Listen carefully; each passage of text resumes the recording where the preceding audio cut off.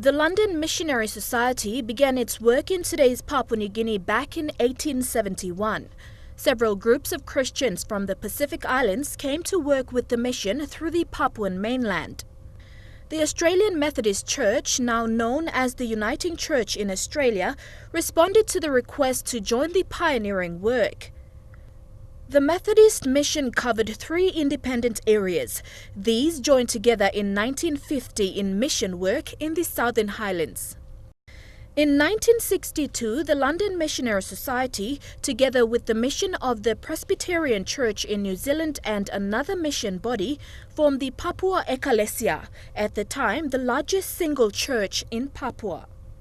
A further union took place on the 19th of January 1968 when the Papua Ecclesia, the Methodist and the Union Church of Port Moresby together established the United Church in Papua New Guinea and the Solomon Islands, as is the significance of today's celebration service.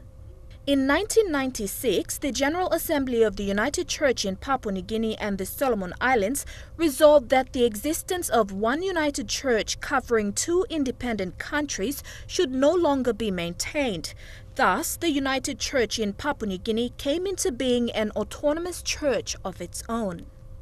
Today's celebration started off with the arrival of various representatives of the 11 regions in the United Church entering by floats and marching into Sir John Guy's indoor complex with police escort.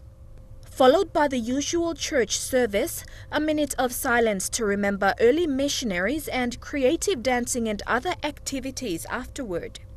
United Church moderator Reverend Bernard C.I. expressed that one of the most significant events of the past 50 years is that the church now recognizes and allows women to be ordained as ministers and pastors.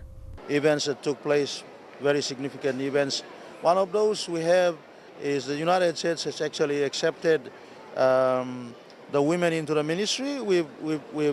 That's one of the achievements.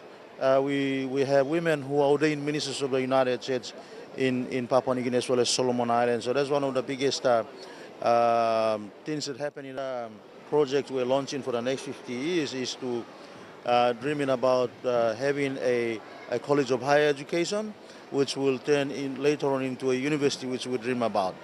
Soy Moika, an inmate at the Bomana prison, had walked from Bomana on the day to be part of the Golden Jubilee celebrations today. And I am a state prisoner.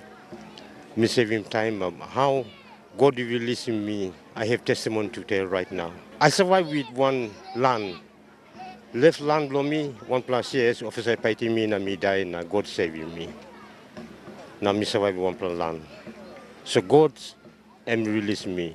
So I know that God today, the living God, you me saving myself. Reverend Bennett expressed gratefulness at the fact that although the church is heavily funded by its members and church partners, setbacks have been minor and the church had grown from strength to strength in the last 50 years. The celebrations concluded with various church activities with singing and creative dances to finish. Helen Sea, National EMTV News.